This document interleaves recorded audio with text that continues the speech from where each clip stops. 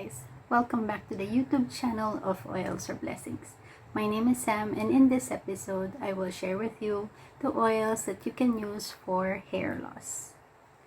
My mom has been complaining that she's losing her hair. She's in her mid-60s. And syempre, pag oiler ka, ang sagot mo doon, there's an oil for that. So, a while back, dahil sa stress, I had dandruff. So, it's pretty hard to apply oils on your own. Lalo na pag hindi mo naman din nakikita where the dandruff is. So, I had Miss Vet do it for me. So, like the olden days, section pa niya. Ni isa-isa niya. Ganyan, lagay ng oil. Ganyan uli, lagay ng oil.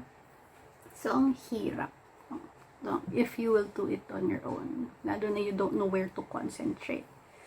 So, yan, you really need somebody to help you out. But, of course, since pandemic, wala si Miss Vet, hindi ko naman mabulabog ang aking asawa. Dahil laging pagod.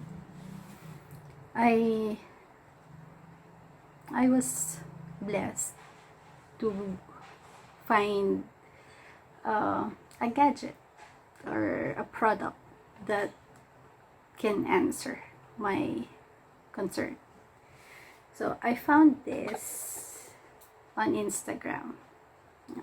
It's a liquid, the liquid comb, born for beauty, ang ano niya.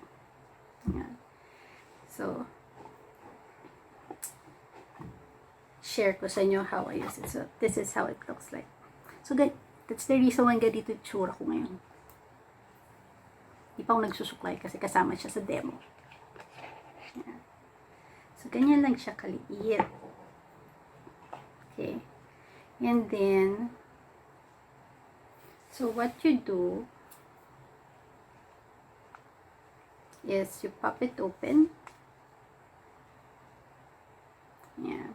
And then you place your oils inside. So what you can use is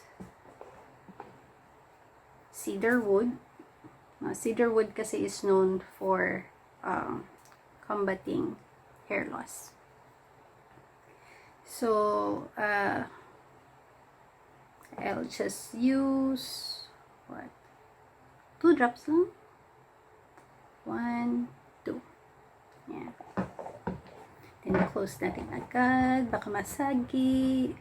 Sayang ang oil pag tumapon. And then, rosemary. So, rosemary naman is known for hair growth. 2 drops din. Okay lang kung sumobra ng konti. Yeah. So, close. And of course, we need a carrier oil. So, madaming carrier oil. Kasi we need to dilute. Okay. So, what I use for carrier oil is the MCT Laurine coconut oil.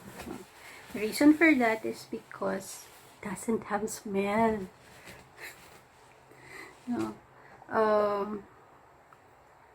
Siyempre, bango-bango ng oils mo, tapos umuwi ka namang coconut. Okay, so you close it up. Mix. And then, you open the bottom. Yan. So, yan itsura niya sa ilalim. So, apply na natin. So, with this one, hindi ko na kailangan ng tulong ng ibang tao. Although, sarap-sarap pag merong ng ulo mo. So, kasi nga, liquid comb. Liquid inside and then, it's basically a comb. Pero, it's just to massage your scalp. So, yan. Ta-dan!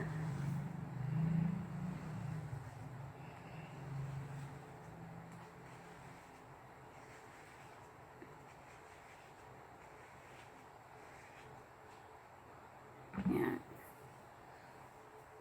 So, easier na siya. Kahit ikaw na mag-section, okay lang. Yun lang, of course. Again, since hindi mo nakikita, you cannot really concentrate on places that needs treatment.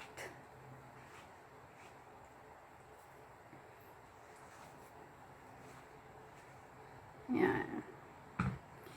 And then, let us make suklay.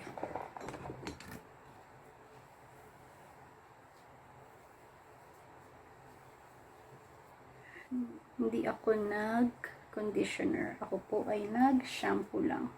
Plus the oils natin na rosemary and cedarwood. So, hindi na siya mahirap suklayin. And of course, you were able to massage your scalp with rosemary, cedarwood, and coconut oil. Yan. So, of course, hindi naman agad-agad na magsa-stop yung pag-fall ng hair natin. No? Kasi consistency is the key. No? But parang ano din, parang meds, diba? Hindi naman ibig sabihin na uminom ka na ngayon, magaling ka na kagad. So, ganun lang din. You just really have to take care of your scalp. Do it often. Pero of course, you have to rest your scalp as well. I don't shampoo na kasi. I just use conditioner. So, on the days na shampoo lang, that's when I use this one. Para hindi ako nakikipag-wrestling, no? Tug of war sa hair ko. Yung tug of war tayo, mahirap yun. Lalo akong mawawala ng hair. So, yeah. O, diba? Losing your hair or having gray hair is basically caused by two things. It's genetics or hereditary. It's in the family. Wala na tayong magagawa doon. Or external factors, no, such as stress, which we can control. If you don't know how to control, yan, lalabas talaga. Dandruff, hair fall, yan. So, you control the stress and manage your scalp para you can help your scalp regain its healthy condition again. So, when you're done massaging your scalp, make sure that you store your liquid comb in an upright position. Kasi remember, you still have oils inside. And hindi naman talaga siya yung nasisil masyado. Hindi siya yung the cap in the bottom, hindi siya yung napipihit. No? So, the cap is actually there to catch whatever pa yung kung sakaling lumalabas dun sa the silver thingy. I don't know what to, yan, may tumulo. No, so, sayang kasi the oils. Kaya kailangan merong sumasalo. O, ayan o, meron na naman tutulo. Tulo, para pakita. There. O, diba? So, merong tigasalo. So, the next time you use it, transfer lang ulit sa ibabaw. Yeah. Let us not waste precious oils. So, I bought this for my mom. No? Kasi nga, nalalagas na raw ang hair niya. So, yan. Since wala pa siya, or hindi ko pa mapadala to sa kanya, ako po nagagamit. Tsaka na akong bibili sa sarili ko, para sa sarili ko. Aside from helping you maintain a healthy scalp, rosemary is a good oil to help you with your memory. So if you like this video, please just click the like button, subscribe, and hit that bell so that you will be notified the next time I have another video. If you want to learn more about essential oils, please do follow me on Facebook or Instagram. Just look for Oils Are Blessings. And if you want to be a member of Young Living, I will leave the link below. Again, my name is Sam, and I hope to see you in my next video. Bye! Peace and blessings!